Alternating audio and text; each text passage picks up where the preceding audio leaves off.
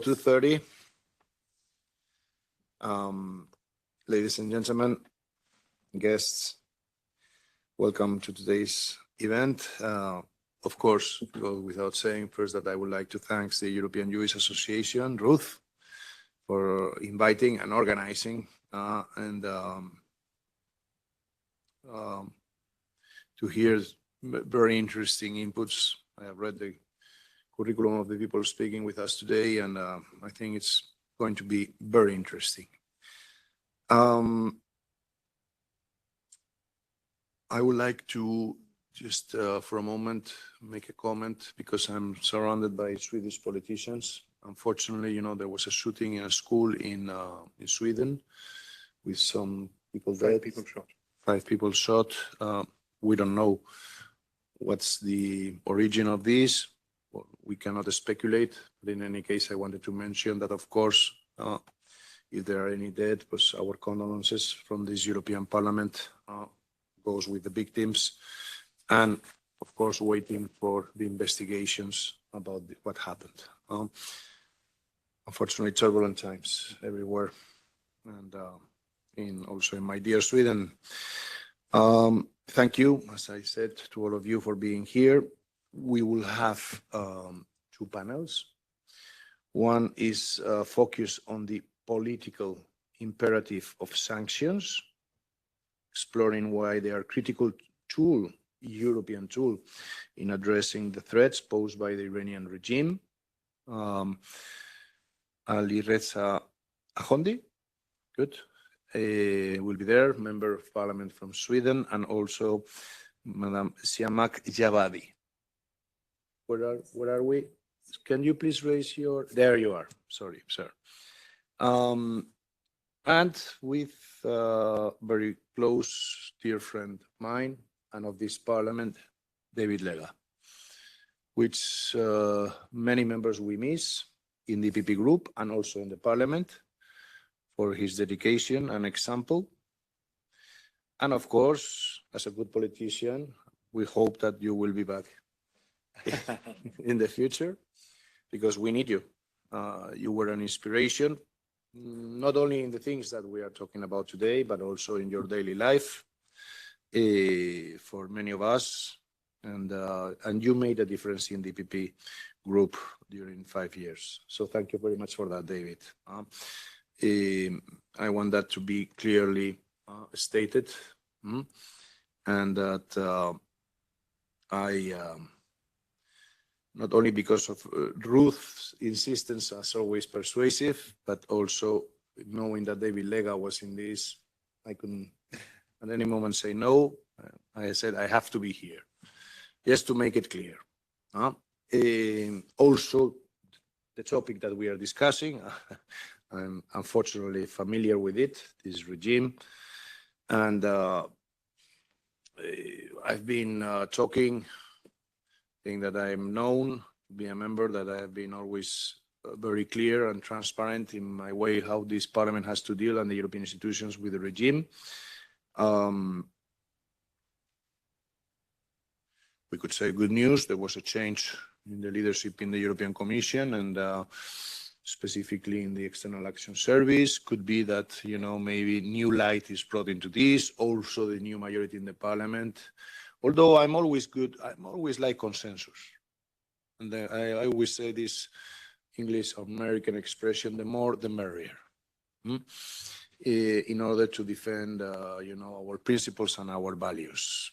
Waiting for some other groups to come into our, let's say, how do we understand the world as it is? We wanted to talk about the activities of dictatorship that is mixed with all the problems that have been happening in European soil and worldwide in the latest 40 years, 50, not only through the proxies in the region, but also operating in European soil to silence its critics, even by means of assassination, as it happened some time ago in Spain with my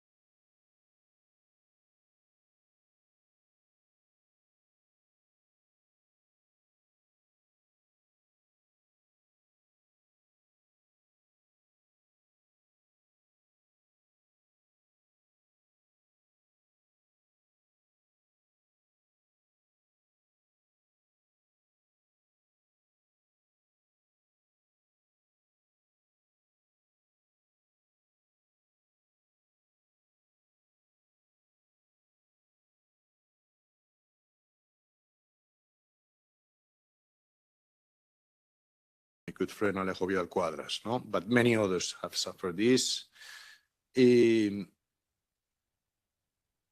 One of the questions that I'm sure could be raised during the panel is what are the European institutions doing about it? I have to say, with the question of Iran, I have found from all the groups quite a very, large support. There is not much division. I have to say that from the extreme right to the extreme left, more or less, but everybody is on board. The resolutions are unanimously practical on denouncing the regime. This is very weird in this parliament, I have to say, such a consensus. Just 12 days ago, on January 23rd, we passed a resolution condemning the systematic repression of human rights in Iran. This resolution particularly highlighted the cases of Bahsan Sisi and Brisa Moradi and denounced the Iranian regime's practice of taking EU citizens hostages. This resolution also includes a renewed call for the Council to designate the Islamic Revolutionary Guard Corps as a terrorist organization and strong emphasis on the need to extend EU sanctions to all individuals and entities responsible for human rights violations. So this resolution is a basis for today's discussion. And it's a strong reaction from the European Parliament. And as I said, I think that it was taken by nearly full majority, overwhelming majority. This is not an isolated effort. As I said, numerous resolutions during the past years reflecting our unwavering commitment to human rights and international security in Iran and, in support of the opposition, all the opposition. Because I want to make one point clear. I do believe that to beat these regimes, I have some quite of an unfortunate historical relation with these topics with Cuba, Venezuela, and so on. And one thing that I have to say is that these regimes survive thanks and with the work of their intelligence services in maintaining the opposition divided. I hope that this is not the case. Of course, there are different approaches, ideologies. I always say, before democracy arrives, everybody is welcome. I never ask what kind of ideology or regionalism or whatever they are, representing. Afterwards, when democracy comes and is established in the country, then we'll look for EPP, colleagues and so on. But before that, never. So I hope that we all do the same effort of responsibility.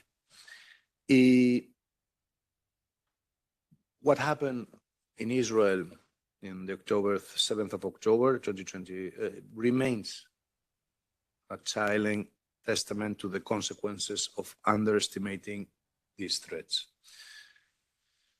The tragic loss of lives and the subsequent regional destabilization underline the urgent need of reinforcement of sanctions and policies. On the good side, also, this has proven at the end to be a fatal mistake by the regime in their calculation when they sent Hamas to do their work. Iran has been weakened, but is still there. The Revolutionary Guard is still there. And maybe now with the ceasefire in Gaza, could be a temptation to say things will continue as always. And this, we cannot allow this to happen. Furthermore, we cannot ignore Iran's ongoing efforts to evade international sanctions. I want to know what the Trump administration will do about it. Trump has demonstrated to be a very good friend of Israel, but I don't know what will happen with Iran. I don't know. I want to see.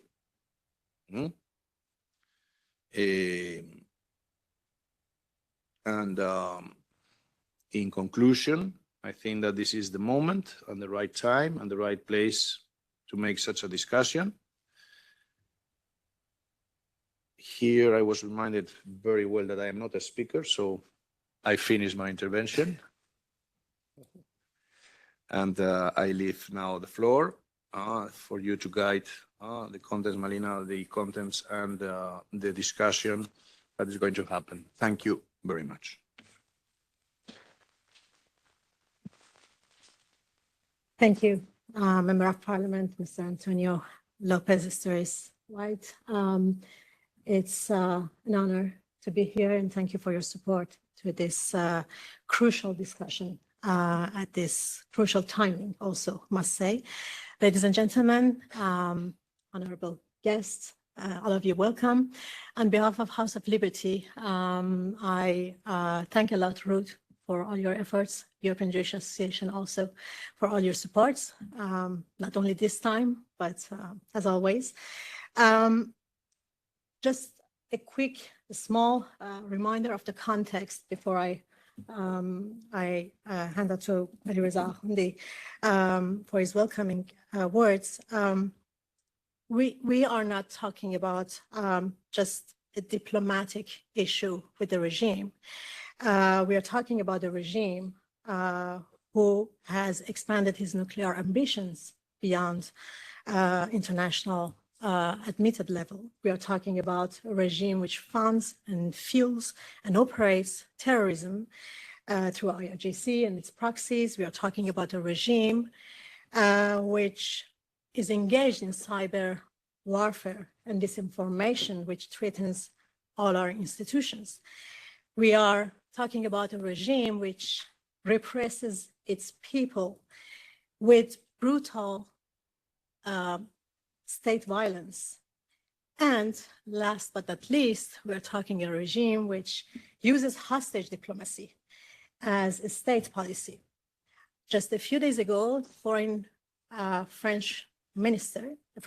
Foreign Minister, Jean-Noël Barrot, asked the European Union to increase sanctions on the Iranian regime in the context of hostage diplomacy. We are a few months left from JCPOA ending, and which is a deal which has never been respected by the Iranian regime. So we put the discussions of today, these two panels, in this context of emergency and high impact on our security and stability.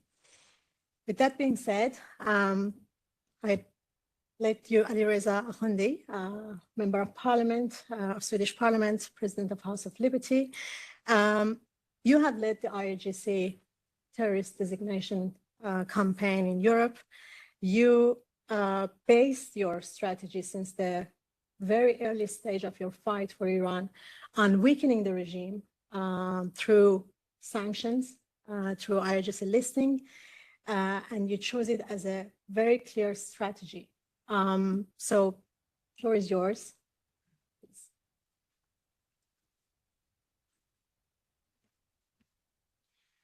Thank you very much. To start with, thank you, the host, Mr. Antonio Lopez-Isturiz White, for the opportunity to gather these distinguished panels and of course, all of you that are participating during this event.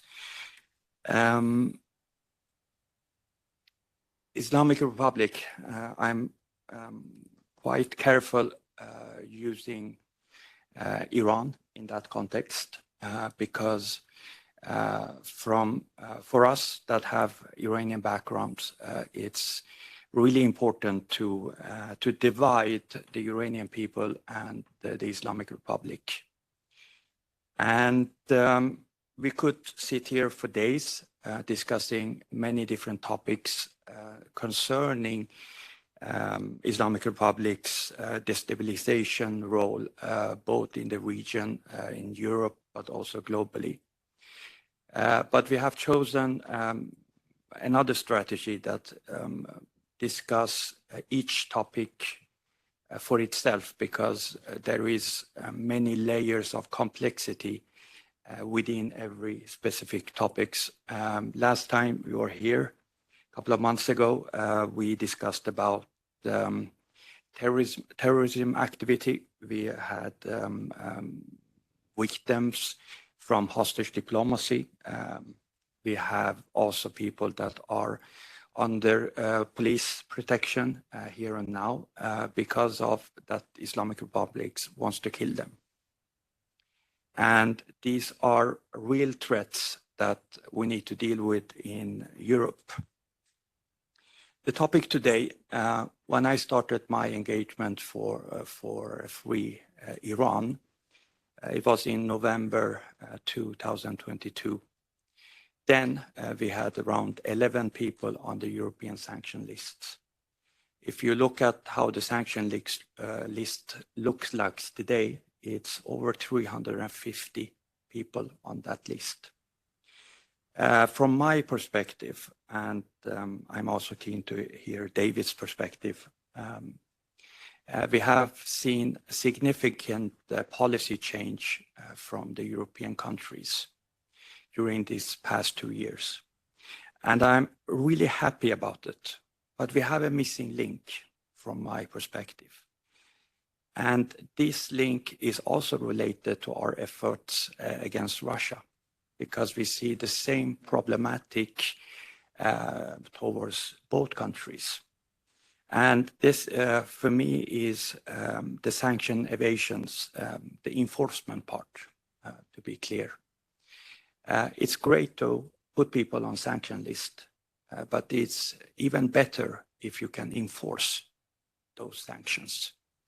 We have a colleague that looked at their European list. It was a lot of misspelling of company names, wrong associations, and stuff like that. And we also know that Islamic Republic are really good to creating shell companies and using third countries like Turkey, United Arab Emirates, Malaysia, Venezuela, Iraq, and many other countries to go around these sanctions. And for me, a person who really like result and effectiveness, it's really important that we from the European side wake up and do our job correctly, because otherwise is a waste of time and we won't reach our goals if we don't do it as it should be. We see exact same methodology when it comes to Russia. Russia does it exactly the same. They have shell companies in Turkey.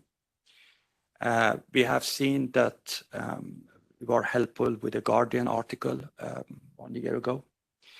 56 European parts in Iranian drones that were sent to Russia and terrorizing Ukrainian people and threatening our European security.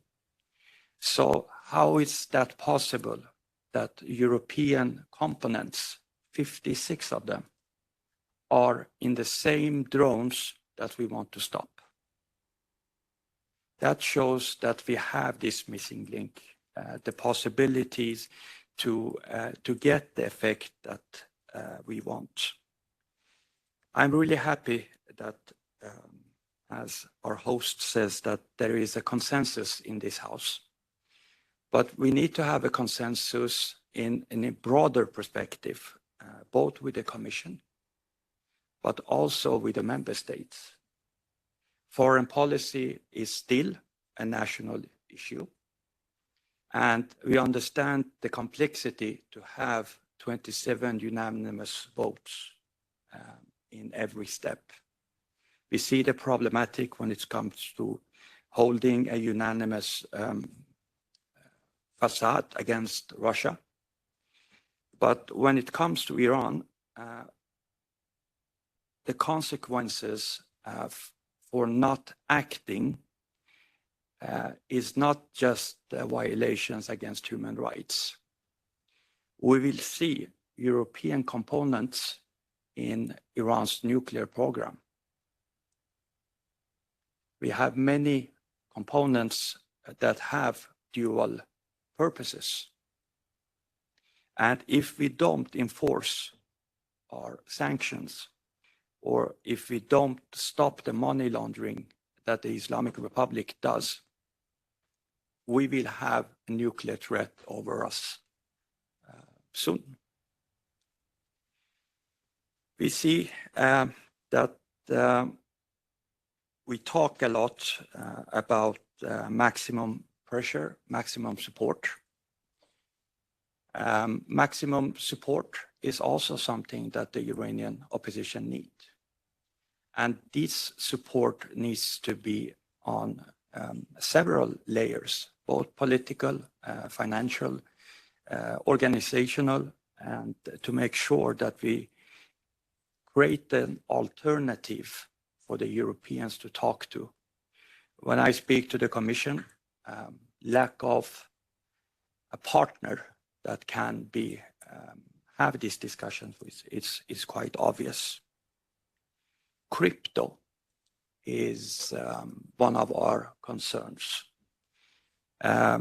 Crypto is quite common inside Iran, both private persons, mine, but the concerning part is the farm that the Islamic Revolutionary Guard controls to evade the sanctions, to create bitcoins and other currencies, to make sure that our efforts are useless. So I'm looking forward to also see a resolution here in the European Parliament around the crypto issue, but also the Hawala system. That is really important piece for the regime's money laundering. Islamic Republic, in conclusion, is at their weakest point during these 46 years. 1st of February, it was a Thursday, 46 years ago. We saw a plane lifting from France to Tehran. On board on that plane was Khomeini, and that was the start for a nightmare that still continues, that it affects several 100 million people's life, both in region and globally. So for me, it's clear, if we want to reach our goals, we need to make sure that we send a clear message to the Islamic Republic, support the diversity of voices that wants to contribute to a free Iran, but also make sure that our efforts are not useless. Can stop here. Thank you. Thank you for each of your words, which matters. Mr. David Lega. It's a clap. Yes.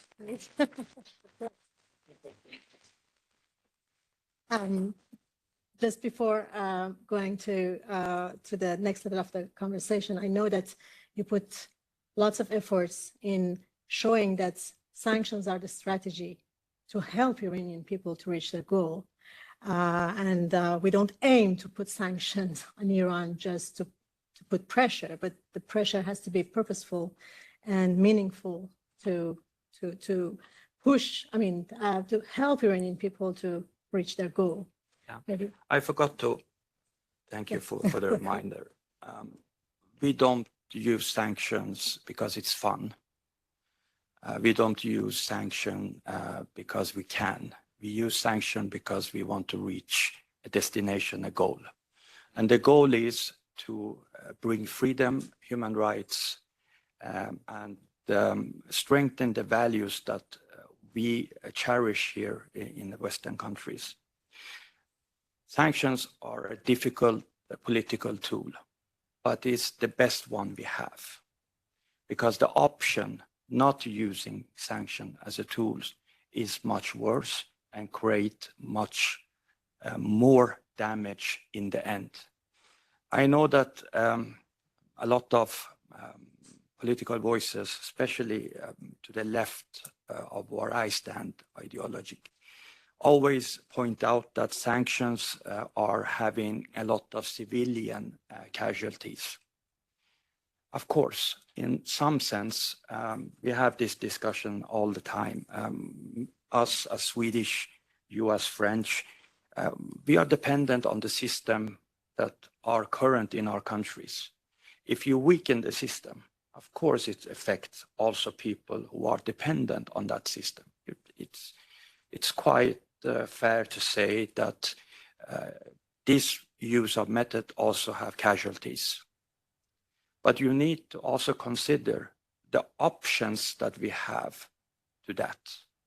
For me, life is the highest value that you can have. Freedom is a high value to reach for. In that context, paying a price of a harsh sanction policies against the Islamic Republic is the least we can do from our European perspective. Sorry. Thank you. Thank you, Mr. David Lega. Thanks for being here. It's an honor to have you. You are a former member of European Parliament and a senior advisor for European Jewish Association today. You have been a leading advocate for expanding European sanctions on Iran. You have been very vocal on the IRGC designation campaign and every effort that has been run in this House on that matter.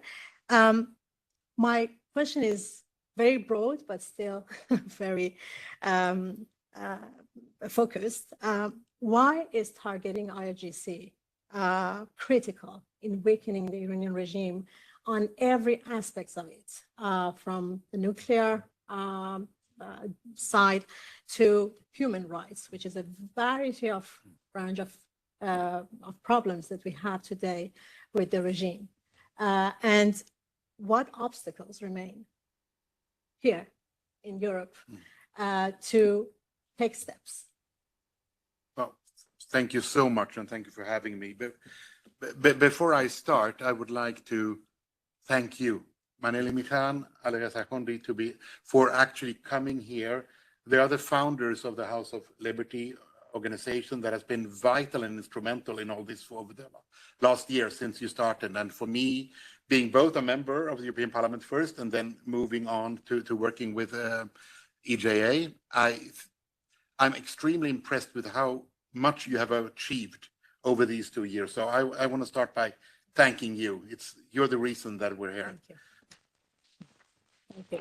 And without that, I can guarantee that we wouldn't have reached as far as we have. So again, thank you. And I just want to start by saying that sitting here today, I have a mix of both pride and frustration. I mean, pride because 2 years ago, as Mr. Lopez-Isturiz White said, that the European Parliament overwhelmingly supported the call to designate the Islamic Revolutionary Guard Corps as a terrorist organization. And that was something that I and many with me fought tirelessly to achieve for several years. But frustration also because despite that vote and despite the evidence and despite the clear and present danger, the European Union has yet to take action. I mean, this is not just a political delay. I believe that it is a security failure, not only for Israel, not only for Europe, but for the free world. And today I want to make one thing absolutely clear, and that is if we do not act now, we will risk paying the price for that later. When we reached parliamentary support in January 2023, I felt a sense of victory, not for myself, but for every innocent person who has suffered at the hands of the IRGC, for the Iranian women beaten and killed for demanding their freedom, for the Israeli civilians targeted by Iranian-funded missiles, and for the European citizens who have unknowingly lived under the shadow of IRGC terror cells. I mean, let's be honest, we knew the IRGC's crimes, and we knew that it was not just a part of the Iranian military, but the regime's instrument of oppression and terrorism. We knew that the IRGC was behind the brutal crackdowns of Iranian protesters, the funding of Hamas and Hezbollah, and the export of deadly drones to Russia, and terror plots on European soils. And 2 years have passed, and nothing has happened. So yes, I am frustrated, because if there ever was a moment to act, it is now. Iran, the regime, I should say, is growing more desperate. And desperate regimes do not de-escalate, they escalate. Over the past 15 months, Israel has struck back hard against the Iranian-backed groups, particularly Hamas and Hezbollah. Their military infrastructure has been crippled, their leaders have been eliminated, and their operations severely weakened. And this naturally is a good thing, but in reality, it has also pushed the Iranian regime into a corner. And desperate men, even desperate mullahs, will take desperate actions. We saw this in April 2024. For the first time ever, Iran launched a direct military attack on Israel. No more hiding behind proxies, no more plausible deniability. Hundreds of missiles, drones, and rockets were fired at Israel. And the only reason it did not end in a catastrophe was because of an unprecedented international defense effort. And yet the EU refuses to act. Some believe that the IRGC's reach is limited to the Middle East. They are wrong. The IRG's network extends deep into Europe. Over the past years, IRGC-linked operatives have been caught plotting attacks against Israeli embassies in Stockholm and in Copenhagen. And it's not a new thing. In 2012, a Hezbollah bomber, trained and funded by IRGC, killed 6 people in a terror attack in Bulgaria. In Germany, Iranian agents have been caught surveying Jewish targets, including synagogues and community centers. And now, with Iran and the regime desperate to reassert its power, we must be prepared for a new wave of aggression. The IRGC does not care about international laws. It will strike wherever it can.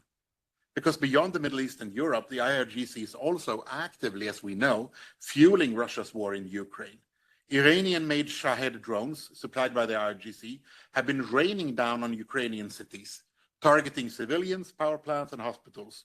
European intelligence confirms that the IRGC is not only supplying Russia with weapons, but also training Russian forces. And our response? We have, yes, and that's important, we have been imposing sanctions on individuals within the IRGC, but let me be very clear, sanctioning individuals is not enough. The IRGC is not a collection of rogue elements, it's an entire terrorist apparatus. Would we sanction a few members of ISIS, but refuse to call ISIS a terrorist organization? Of course not. So why are we treating the IRGC differently? United States listed the IRGC as a foreign terrorist organization already in 2019. Canada, Saudi Arabia, Bahrain have done the same, and France has recently moved to officially call for the EU to take this step. So what is stopping us? Some EU official claims that it's too complicated legally, and they argue that the IRGC is an official part of the Iranian state, and listing it as a terrorist organization could create diplomatic obstacles. I mean, this is nonsense. It really is. The IRGC is not a regular military force. It's a paramilitary organization created to suppress its own people and spread terror abroad. It operates outside the norms of international law, kidnaps foreign citizens, which you already lifted very, very successfully, funds terrorism, and is directly responsible for war crimes in Syria, Iraq, and Ukraine. It's not about diplomacy, it's about justice. It's about security and about standing up for what is right. And we cannot afford to wait any longer. Every day that the EU delays this decision, the IRGC grows stronger. It recruits more fighters, funds more attacks, expands its influence in the Middle East, in Europe, and beyond. Because we can't forget this. Terrorism doesn't stop at borders. When we allow a terrorist organization to operate unchecked, we embolden others. And if we fail to act, we will wake up one day to another devastating attack, maybe in Israel, maybe in Europe. And when that day comes, history will ask us, why did we wait? We have already done the hard part. I'm coming to my end. The European Parliament has spoken. We have already declared that the IRGC must be designated as a terrorist organization. And now it's time for European governments to act. So I call, together with House of Liberty, on EU's foreign ministers, on the European Council, on every leader who values peace and security, finish what we already started. The Iranian regime understands only one language, strength, and we must show that Europe isn't weak. Enough excuses, enough delays, it's time to act. The IRGC is a terrorist organization. Let us say it, let us mean it, and let us act upon it. Thank you. Thank you very much. Very insightful. What I hear from your discussions, this first political panel, is that sanctions must be more than symbolic. They must be strategic. They must be effective. And you had a very strong statement. A desperate regime doesn't de-escalate.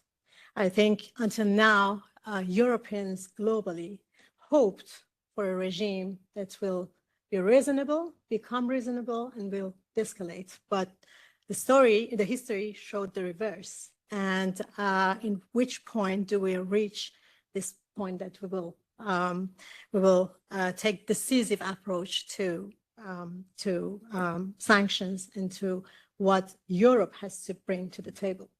Thank you very much. Now comes to the time to talk about the important issue of enforcement, the important issue of how do we make sure that sanctions are effective, that sanctions does the job that they are supposed to do. And, Iran is one of the most sanctioned countries in the world. Yeah, until colleagues come by.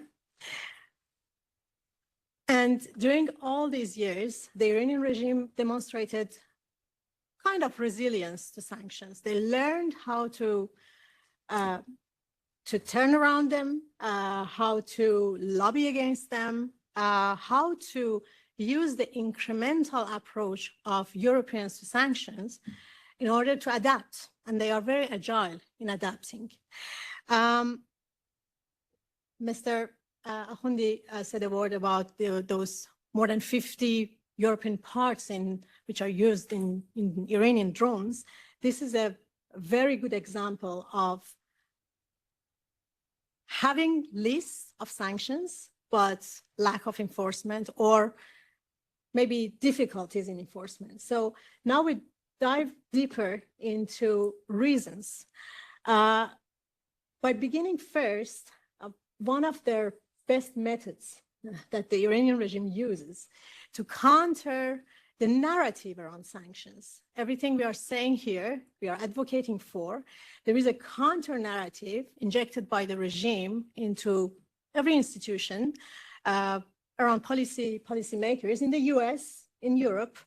And I began discussions with Siamak Javadi, who did a very good job looking at these narratives that the regime uses to show that sanctions are ineffective, to say that sanctions are just hurting people, making their life miserable and not helping with countering the regime. Dr. Siamak Javadi, you are an associate professor of finance in Texas University and a leading expert of the Iranian economy. You look deep on countering the regime's propaganda around it. And you are very clear that the responsible of suffering the economic situation in Iran is not sanctions. Can you tell us maybe more a little bit? Well, hello, everyone. My name is Siamak Javadi. Unlike most of you guys, I'm not a politician. I'm a finance professor. I'm an empiricist. I work with data. So I approach this with complete neutrality to just see, what the situation is. And before diving deeper into answering Monelli's question, I have to state the usual disclaimer. The views I'm going to express are only mine and mine only. It's not the view of the University of Texas system. So there is this narrative that the Iranian government lobby has been pushing forward, is basically has two components. One is that sanctions are pretty much ineffective in changing the attitude of the government.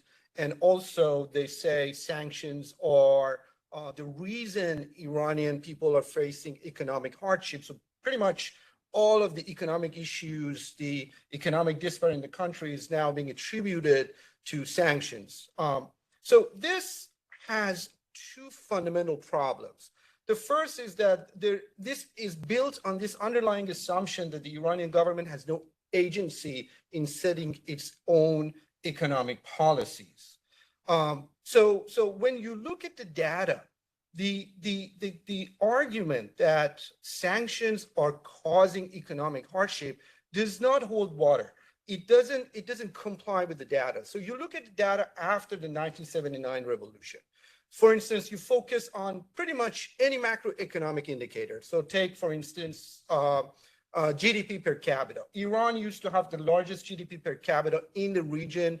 Using the 2015 dollar value, it was around $7,700.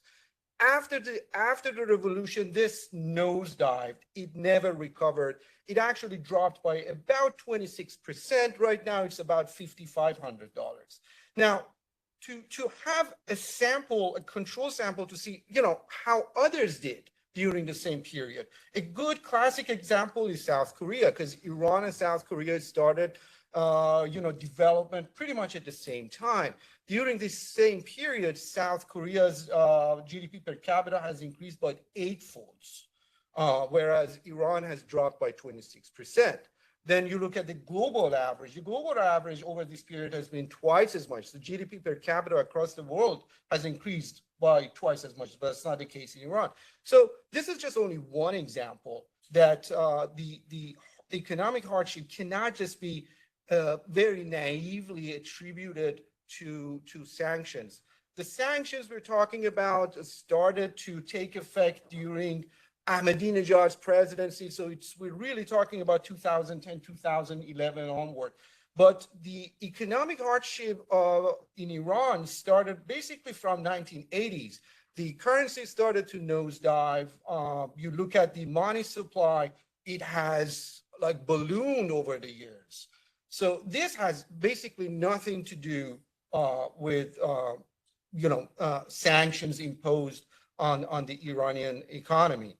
The other side of this argument that they push is that if Iran is not sanctioned and they sell their oil and they have access to capital, that would help them rebuild their infrastructure. They would push down on these aggressions in their foreign policies, in their interaction in the world. But that also doesn't hold water. For instance, we don't need to speculate. We have data about this. So, for instance, you look at what happened after the JCPOA was signed in 2015. So there was a very short period that the economic prospect looked good. So you would assume that the Obama administration released some capital to the country. This will go and be invested in the crippling infrastructure of the economy. It did not. For instance, right now, one of the major crises that they are facing is imbalance in energy sector. This is related to gas and power. They are now experiencing waves of power outages. And this is kind of ironic when you think about it. Iran has the second largest gas reserves in the world and the fourth largest reserves of oil in the planet. And still, the country is facing these problems. Why? Because the infrastructure of oil and gas industry, the energy sector, is about half a century old. There has not been investment to update this infrastructure, and their efficiency is very low. So you would expect a rational government now facing sanctions being lifted and some capital being released, actively engage in recovering and investing in this infrastructure, but that did not happen. Obviously, the public thought, and this is the classic issue in economics, we have this expectation. Expectations certainly played a role because the public was expecting something to be changed, and that is reflected in the data. You see, during a very short period, the economy looks like it's going to get back on track, but very quickly that goes south again. Because the money was basically gone to Syria, it went to Hamas, it went to Hezbollah. One of the issues with Islamic Republic is that the financial market is very opaque. In fact, this is one of the reasons that they cannot be, they're blacklisted by the FATF. This is for lack of financial transparency. So the figures I'm going to give you is based on the research that's been done by multiple institutions, but these are ballpark figures that 30 billion has gone to Syria, 30 billion has gone to Hamas, and 30 billion has gone to other proxies. So you were talking about $90 billion over the years. So when you think about this, so how can sanction explain this? There is no way for sanction to explain this phenomenon. And then the other piece of evidence is Ahmadinejad's presidency. He was leading the country during the oil boom of the 2000s. Iranian government earned $700 billion during that period. So you would think a country earning that kind of money would be doing, economically speaking, very well. So what happened afterwards? The GDP was lower when compared to when he took office. It was lower when he left office. We were in a very deep-end stagflation. The currency had nosedived. The money supply had almost tripled. A lot of these capitals were actually lost. There was a congressional investigation, and it got to a point that they were not even allowed to investigate where the money went. So, and there are also academic studies about this. We worked on a paper with Alireza, we got it published, it's cited there. There are academic papers that look at this, and they find no link between economic hardship and sanctions. And it's not really surprising, even eyeballing the data, just a rudimentary, economic analysis without getting into any, sophisticated estimation techniques, you could see that the root of the problem is not sanctions. Sanctions do not cause economic hardship. They can amplify, they can strengthen, they can bring it to surface, but they do not cause it. The cause of the economic hardship is the mismanagement of the economy. It is the ideology of the Islamic Republic. From day one, and this is not me saying this, this is clearly stated in archival documents, is publicly available data, that they do not view the economy of the country as top priority. This was stated multiple times in 1979. So, and then they really followed through with that kind of an ideology. So the issue is systematic corruption. The issue is mismanaging the economy, a broken banking system that has led the country to the situation that it is right now, facing multiple crises at the same time. The crisis where even one of them can be a huge battle for any government, let alone facing multiple of them and not having enough capital to face it. Yeah, thank you very much. I hear that in a country where, but if we put it more simple, in a country where IRGC controls over 60-70% of the economy, every sanction or every relief of sanctions, nobody knows. Exactly. That's why we don't. We know it's a very large figure, but it's very difficult to have a very accurate estimate. Yeah. So can we say that every sanction or relief of sanction doesn't benefit or doesn't hit people directly, but the IRGC and the objectives of the regime and its actions inside and outside, repression and aggression. So this is what we play with when we talk about sanctions, Right. hiring sanctions or lowering sanctions, but not the state of Iranian people. Well, I mean, like what Alireza was just saying, obviously, when you pressure the economy to achieve a behavioral change in the government, obviously there are going to be consequences for the people. There is no way around that.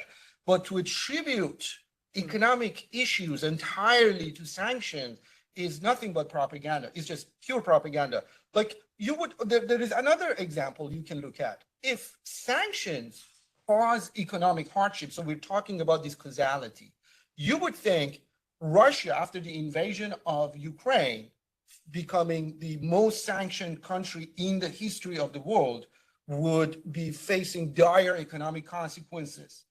Now, in quite contrary to the expectation of the US and the allies of the US, this did not really materialize in the short term and intermediate term.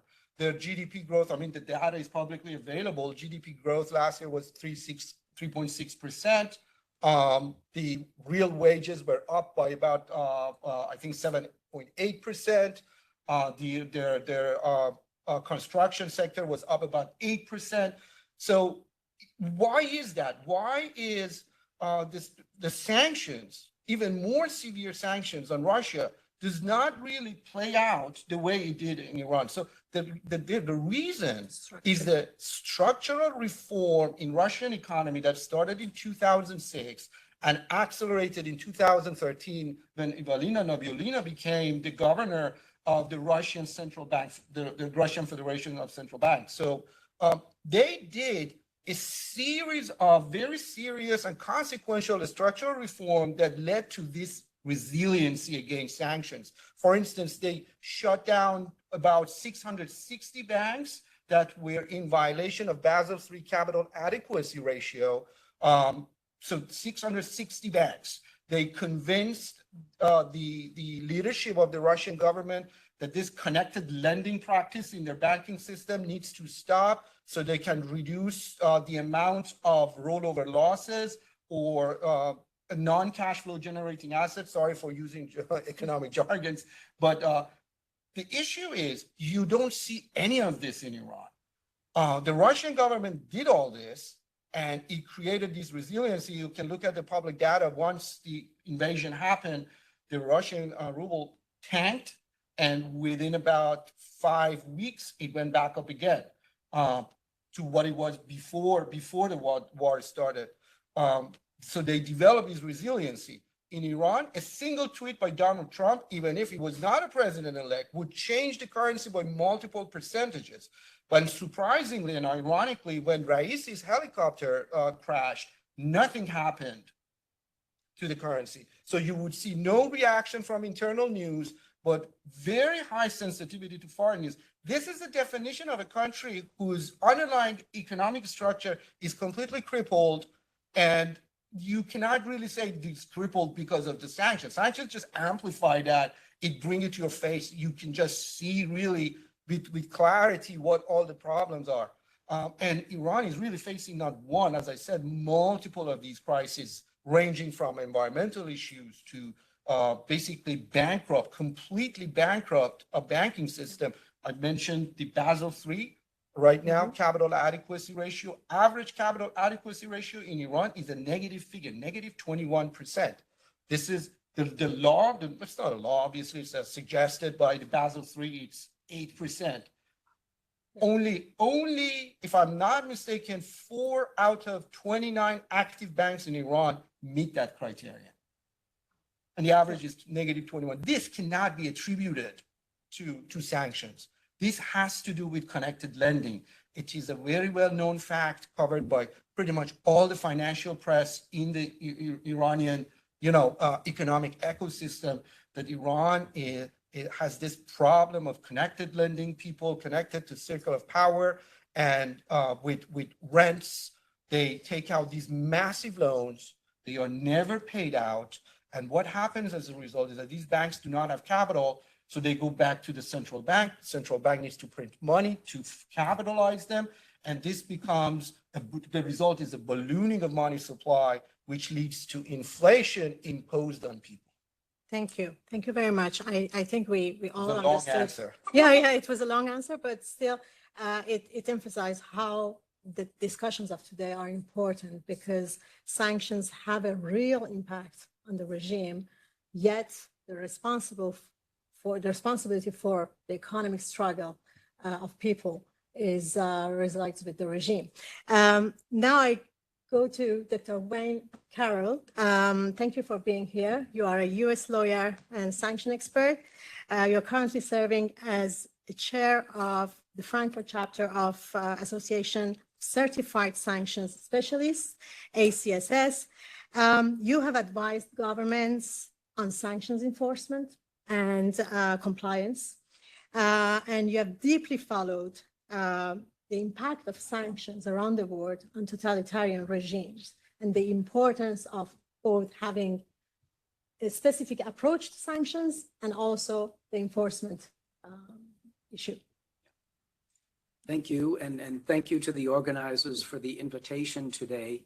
I have to echo my colleague's disclaimer that any thoughts or views expressed today are those of my own and not any institution that I might be affiliated with. It's good to be back in Brussels. Amongst the participants here, I'm old enough to remember the revolution, and I was a high school teenager when we all learned the name Ayatollah Khomeini, and this was the talk on the bus, which was very unusual for high school students. And then when I first came to Europe, it was a very different world. It seemed like the Cold War had ended. It seemed like we had a global alignment. And my first job as a lawyer was at the US Trade Representative's office at a time when we were concluding trade agreements with our neighbors, Mexico and Canada. And what do we have this week? We have headlines about tariff disputes between our neighbors. So it was an interesting time, a fascinating time. It was an optimistic period as well. One of the instruments trying to promote that global alignment, at least on the economic sphere, was the World Trade Organization. We had China join in 2001, Russia joined in 2012, all making very significant commitments to the rules of the international legal order. And Iran also attempted to join and gained observer status in 2005. On the political alignment front, I'll never forget May 1st, 2004, an important day for the European Union of enlargement to include 10 additional member states. So both on the economic side and the political side, it seemed like the world was going in a somewhat harmonious direction. If I look at the JCPOA about a decade later, that was sort of a further example, another attempt to continue in this direction of perceived alignment and away from the history of warfare and conflict.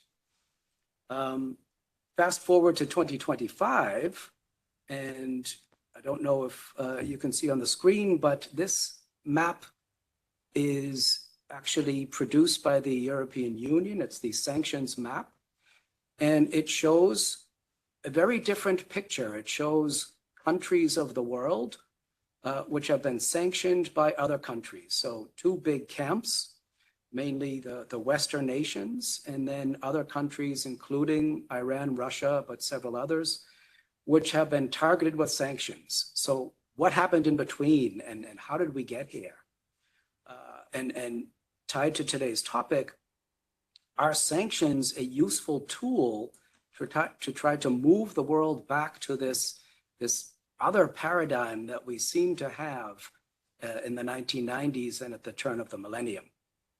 So first, a couple words on sanctions. I've been working in the field for over a decade. Sanction regimes have a legal basis, and that the overall basis is to encourage countries to change their behavior. The legal justification for a sanctions regime is the claim that some members, some countries in the international community are not following international law, so that they are either failing to meet an obligation or they are already in violation of international law, and the sanctions are meant to bring that to an end. If you want to look at the details of what sanction programs are meant to achieve, you can just look at the preambles, and there you'll see a number of rationales for why the countries on the map in the gray have found it necessary to sanction those countries in the light blue. So sanctions, useful tool, yes or no? I think it's worth spending a couple minutes on some of the challenges and expectations related to sanctions as a tool. First, the category of design challenges. We've heard from some of the speakers already. The listing process involves identifying both natural persons and legal persons, such as companies. And natural persons are identified through traditional ways. Everyone has generally a national passport or identification. There are some data points to identify an individual. That will be the basis for monitoring that individual's activity in relation to international law. When we move to legal persons, it gets a lot more tricky. Legal persons are a fiction. It's something that legal systems around the world have created for economic efficiency, and they've had a very good track record for centuries, but they also bring with them some weaknesses. The company registries, which basically are sort of like the DNA of a company, they are subject or vulnerable to manipulation by the countries which are responsible for maintaining them. So the data points such as name of a company, the activities which it undertakes, the management of the company, the ownership, these can be changed quite easily. And in my law lecturing, one of the first things I have my students do is to complete the paperwork to create a company, to give them a feeling for this legal fiction and just how easy it is to set up a company, but also how easy it is to tweak things during the life of a company and maybe mask who's really behind it, what they're really doing, mixing legal and illegal activities, just really obfuscating the picture of what that company is up to. We then get to the scope of a sanctions regime, what products and services would be impacted, whether it's an outright export ban, or one speaker already mentioned the issue of dual use. Now, this is a very tricky compliance challenge for products or technology which can serve legitimate civil purposes, but also can be integrated into weapons or used to monitor the civilian population and facilitate repression.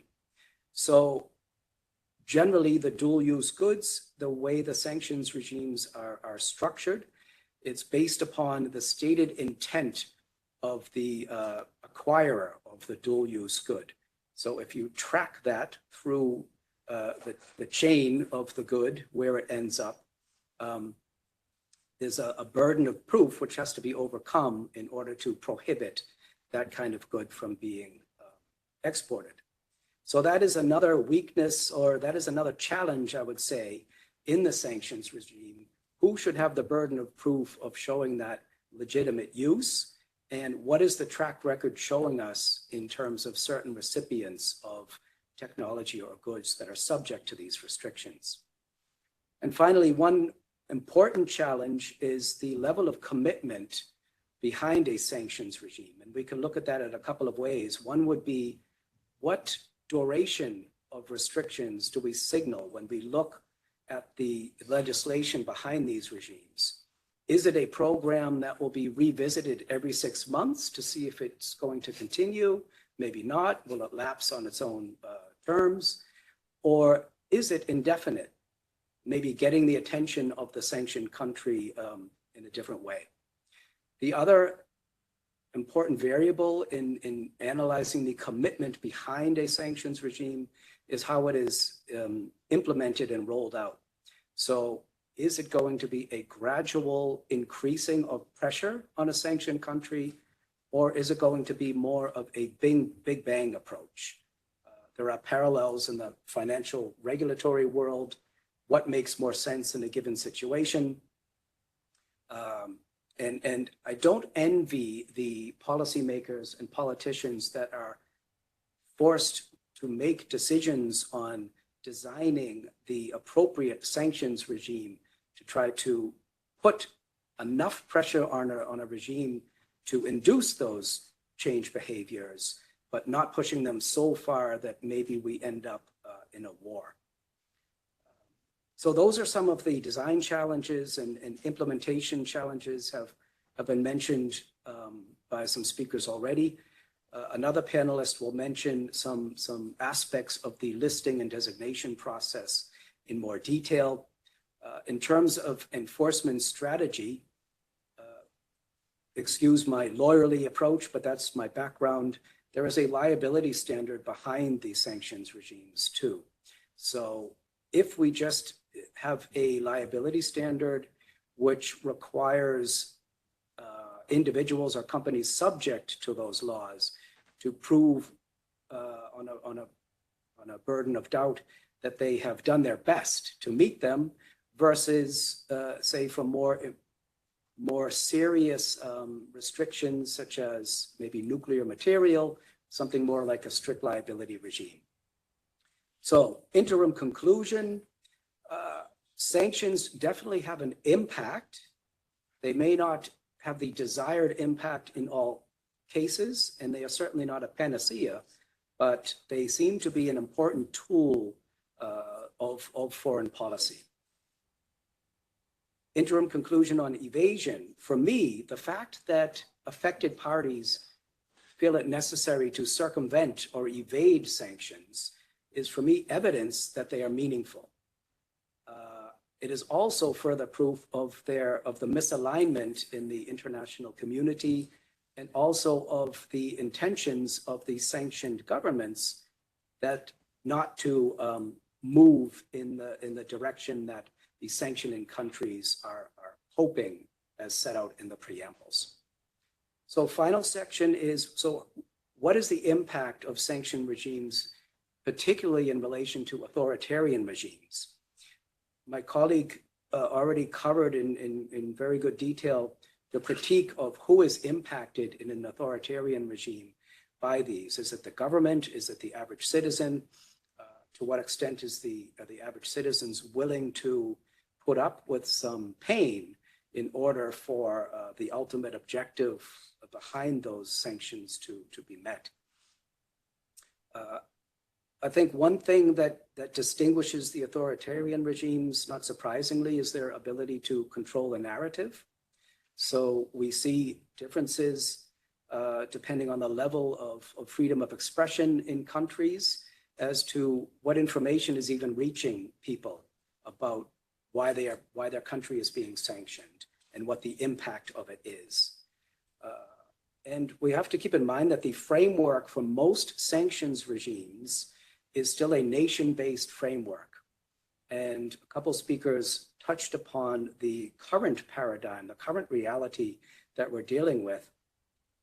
A country may be sanctioned, but the way that they create their circumvention and evasion has become a collaborative effort between them and other allies. And this isn't something that's hidden.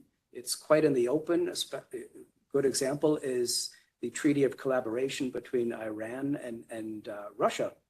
And so in addition to the anecdotal evidence, the empirical evidence, we even have public statements that this is their stated intent, rather to evade, circumvent, delay, wait it out, and hope this will just go away. I'd like to echo a point made in the beginning, the importance of solidarity in the approach of the sanctioning jurisdictions. Easier said than done, but obviously the impact on an authoritarian regime is that much more amplified the more aligned the sanctioning countries are. I'll just end with one anecdote from my own professional career. It's hard to believe that 10 years ago, I was actually involved in a project that came out of the JCPOA period, and it was looking to set up a consultancy in Iran to help other businesses invest. So this was my main activity for about 2 years. fascinating period. There was a lot of hope that through these enticements under the program, these desired changes in behavior would come about. We've already heard from other speakers how that has panned out. And because we are in the year of 2025, when these provisions are meant to expire for other countries, the US obviously having withdrawn from the agreement, then I've been asked to touch upon the topic of snapback. Now, snapback is, if you look at it from the perspective of a government or a business or any participant in the international economic and political system, it is a scenario that decision makers need to take into account. And I know from my own professional experience, even in the run-up to JCPOA, before the withdrawal, we were analyzing, I still have my OFAC FAQs, every single rule and contingency and thinking through. So the same thing applies to any participant in the international economic and political system, thinking through what the impact of snapback soon versus the same result based upon provisions expiring based on time. So with that, I'll just turn over to my colleague Ojan, and with a segue of circumvention, if I would summarize all of that, I would say that circumvention, again, is evidence that concerns about future behavior do impact present behavior. Thank you. Thank you. Thank you very much. Ojan Bahadari, you are a sanction compliance expert and enforcement expert specialized in financial crime prevention. So you have advised EU organizations and helped them navigating restrictive measures on Russia. And you know very well tactics, very sophisticated ones used by these under sanctioned countries, and the solidarity we're talking about among them to try to counter and evade restrictions. Could you please tell us more about those sophisticated tactics and what you came out with your research on the subject? Yeah, thank you very much, first, for your invite and organizing this event. And the disclaimer that my other two colleagues mentioned is also applicable to me. So yeah, we heard the topic related to sanctions convention multiple times, and it is indeed been given due consideration by the European Union by means of diplomatic and legislative efforts. However, the issue is that counter sanctions measures go far beyond typologies that are commonly referred to as sanctions circumvention or sanctions evasion. And that's the reason that I use this term, counter sanctions measures. Such measures are a very typical response of targeted countries in order to mitigate the impacts of those restrictions within their jurisdictions. And eventually you cannot negotiate with targeted countries to make them align with the sanctions you're imposing against them and prevent them from getting engaged in such activities. What is open is for the senders, those countries that are imposing sanctions, in our case, the European Union, to adopt.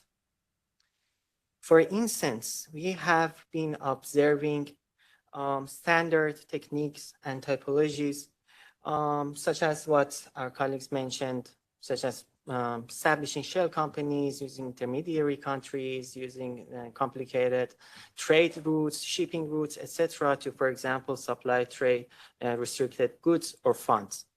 We have also observed special treatment from a broader perspective that the governments provide for sanctioned persons, including natural and legal persons, for instance, to cover their financial costs when they get involved in trial proceedings, for example, for delisting applications before the European courts. And we have also seen how their national laws adopt to such restrictions. However, the issue becomes more critical when such measures become so orchestrated and complex to the extent that they void the function of various aspects of the EU sanctions framework, including the initial designation procedure, the review, the periodic review mechanisms, compliance and enforcement, and eventually the delisting procedures. While I do not want to go into so much details, I will briefly discuss some highlights of such measures and briefly discuss their impacts on such aspects that I mentioned, and in order to explore whether or not the current sanctions regime, specifically of the European Union, is able to address such risks or not, and if not, how it could adapt to such risks. One important measure is related to manipulation and alteration of identification data of the sanctioned persons, which is relevant for both natural and legal persons. For example, with respect to natural persons, after the designation, the government provide the arrangements for them to change their identities, as well as the identities of their associates, such as their family members. And these are the factors that are relevant in practice to identify the sanctioned person, as well as their links and their associations from a broader perspective. And the other issue is related to concealing and hiding their information from public records. For instance, when it comes to national registries, when companies are subject to disclosure of their data, ownership structures, management, etc., plus their activities. And this issue is, I will address it later, but this issue is very relevant for the due diligence measures, because once such measures are taken and in an orchestrated manner, one could argue that the due diligence measures and the risk assessment measures, even based on the best standards, could be null and void in principle. The other measures related to manipulation of the activities of the designated persons, which could be specifically relevant for example, trade activities, or the business activities, financial transactions, financial records, etc. And eventually utilizing entities in humanitarian sectors which present lower risks to those, for example, foreign persons or foreign operators that want to get engaged with such companies, a lower risk profile. Such, as mentioned, such measures have impacts on the EU sanctions framework in various steps and phases. The first is related to sanctions designations. And keep in mind the possibility of alteration and manipulation of data identification and information and so on. Keep that in mind and consider that these factors and these data points are exactly the relevant data points in the sanctions list. First, when it comes to their identification, the original entry, when it comes to their what the EU calls identification information, which helps the various stakeholders to identify the sanctioned persons. And the third issue is related to the justification when the grounds are being provided for the designation. And one of the most important point falling under this specific category is the activities of the sanctioned persons. For example, in a sanctions entry, it could be just the sanctions designation could be justified based on the trade transactions of a person, supply of any type of prohibited goods, for example, to be employed in the war in Ukraine, etc. And once we see how such important data points are vulnerable against these changes, the question that arises is whether the sanctions list, the sanctions regulations from a broader perspective are able to combat such practices and are robust enough or not. Unfortunately, the pattern that has been observed is that there are significant issues in certain sanctions lists. For instance, when wrong names or incomplete names of the designated persons are being provided, or if the identification information are false, for example, when it comes to AKAs, and or information related to national registry numbers, associates, etc., etc. And the most practical impact is when there is a wrong entry with respect to name, or incompleteness of the name, in practice, those designated persons could engage in activities, for example, like standard financial transaction, like retail banking, correspondent banking, without being identified by the banks as a sanctioned person.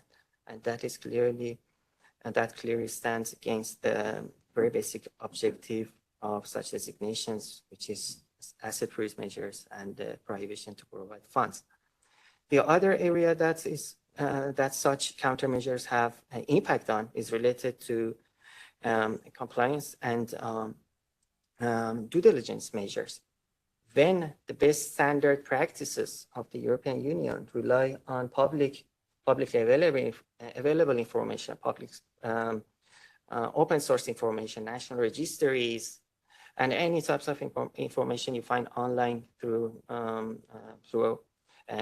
media outlets, and more importantly, through national registries. And when, as we discussed, such sources of data are that vulnerable, one could again argue that such due diligence measures from a practical perspective are eventually ineffectual. And staying in this context of compliance, for example, we have seen that this is one of the safeguards that the EU provides, or as well as other jurisdictions, for example, to implement compliance clauses within the contractual relationships within the contracts, when it comes to, for example, end use or end user, when it comes to an end user or end user clause. And when we see that's one of the measures that such targeted countries implement is to basically impose prohibition on compliance with foreign laws, that means potentially such enforcement clauses such compliance clauses in such contracts that are concluded between an operator in Iran, in Russia, and a European-based operator, such a contract could be basically not enforceable, or at least that specific clause could not be enforceable. So that brings us to the point to, again, the effectiveness of such measures, such as, again, due diligence measures, contractual safeguards, etc., etc. And eventually, for the last point, I would like to mention how such manipulation and alterations could be relevant in the context of delisting applications. when we observe that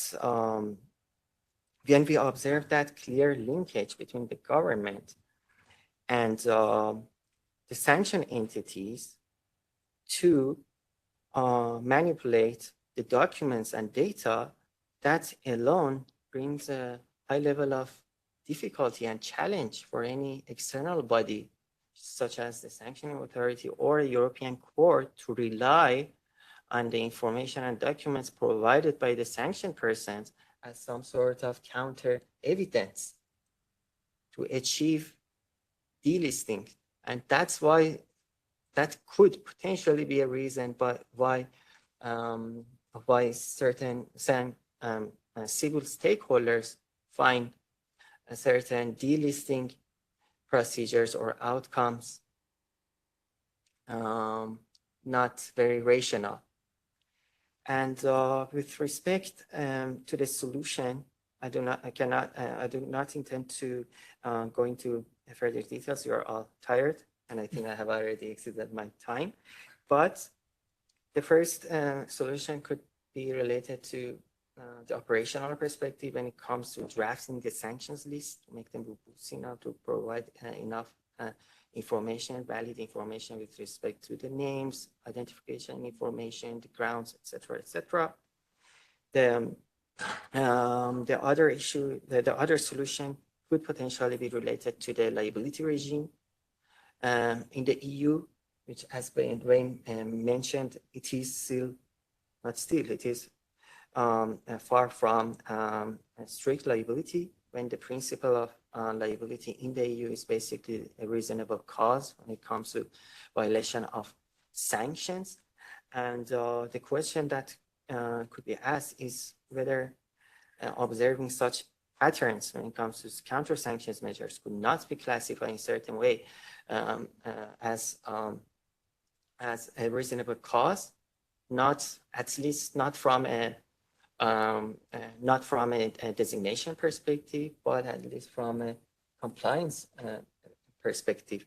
And in this regard, the other ally of the European Union, the UK, since 2022, basically went to into that direction of strict liability.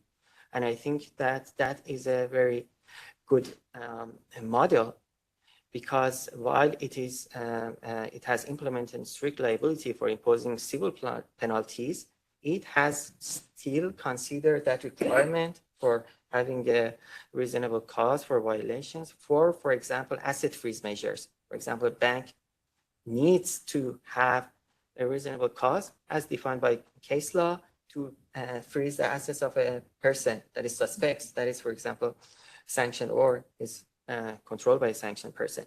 And in that area, we of course deal with civil rights. We deal with rights on property. So the threshold is obviously higher when in comparison to scenarios when a simple operator wants to get engaged or reject a transaction. Eventually, even despite the legal challenges in the EU, from a purely legal perspective, as well as the decision-making procedure, to go into that direction of strict liability, one solution could be to implement and consider compliance standards with that effect. And that would basically bring more diligence for the businesses, as well as the authorities that, like NCA's, national competent authorities, when it comes to granting or rejecting export control licenses, to simply be more diligent and have a shift in their approach when it comes to this concept of reasonable cause. And that alone, again, means more diligent for the business sector, which get engaged in compliance, as well as the competent authorities, while maintaining the general principles for liability under EU law, as well as its escalation control strategy when it comes to, for example, imposing measures against third-party states rather than those targets that are primarily identified as the source of threats or conflicts. So I think, yeah, that brings me to the end of the discussion. Thank you. It's a complicated topic. It has many challenges, but I think, the purpose was to just make some food for thought. Thank you. For sure, it's a complex issue that needs to be assessed in detail. I think just to close quickly this panel, there is also a short video that you will find out on our website and social media about a real case study of how double usage devices and very precise technologies are still procured by the regime and used in missiles production, drone production, and how is that possible today? So feel free, and there are some also advices on how we can counter these double usage situations. What I heard in the second panel is that sanctions matters. So intensifying them, making them more robust, more holistic, answering to this adaptability of these regimes to incremental sanction methodology is key. That's also the basis for the request of all Iranians for IRGC terrorist designation, is to have the whole IRGC structure under sanction regime.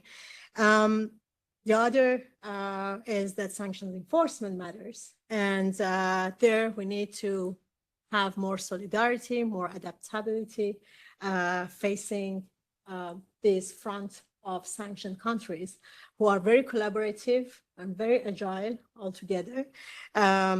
So maybe this leaves us room to have a specialized task force who is able to implement, to bring this agility also in our institutions and our societies and our economic institutions to enforce the sanctions. Thank you very much to all of you, and I leave it to our honorable host to have a word of closure. If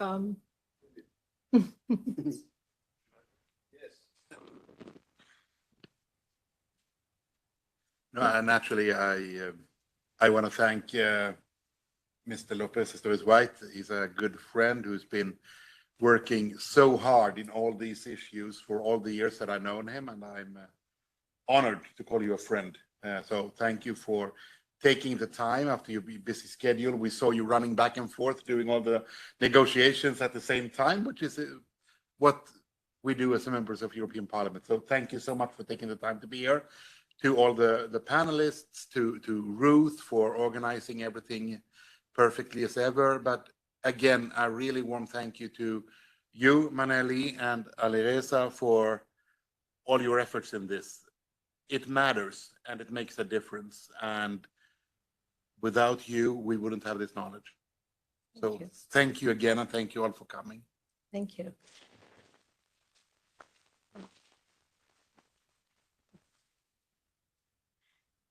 If there's any question? Yeah, we're running well off the time, but if it can be quick. Sorry, I just had some practical questions because I heard there were three things. One is the evasion of new sanctions, and, for example, evasion of sanction by other countries. Well, and the IRCG on the terrorist list. So practically, do you have reports on the way how this evasion has been done? Because I think that it would be a good idea if members of the European Parliament ask questions to the European Commission about how this is implemented. Second is about new sanctions. The European Council broadened the number of sanctions in November last year. If this is not enough, then it is the European Council, which is the responsibility of the national parliaments. And also the same with the IRCG. There is a new European Commissioner at this moment. Maybe that opens more because the previous one was blocking this. So I just the practical question is: are there reports about this information, and is that be able to be sent to us? Thank you. Thank you.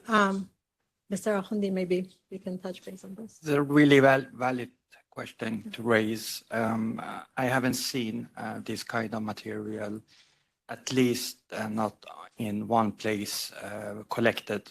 But this is something that House of Liberty, as a think tank, is obliged to do, and make sure that our common knowledge is as high as possible, because we know that these kind of regimes are really good to create shell companies, to create new transaction systems, to make sure that they reach the goal. So, of course, in that context, we will try to contribute as much as we can. And I also want to thank the host and thank everybody to be here. And if there is anything that you want to discuss further with us, please reach out. We are available, and we want to contribute to have a secure Europe, make sure that the global situation is at least under control. We want to be realistic. Thank you. Thank you. Thank you, everyone. And you made a very good point. As we have lots of expertise and we have lots of shared experiences, and gathering them and assisting policymakers to be more effective on this subject, we take it seriously. So thank you for your suggestion. Thank you, everyone. I think all of you knows about the event also at 5 p.m., which is around uniting to help for a free Iran, which will be hosted by Alireza Akhondi and MEP Hannah Newman. So you are kindly also invited to join us to have a more open discussion. We will be almost all there to answer questions, if any, or to pursue the discussion about different subjects. And there will be drinks, of course. Yes. Thank you very much. Thank you. Thank you very much. Thank you.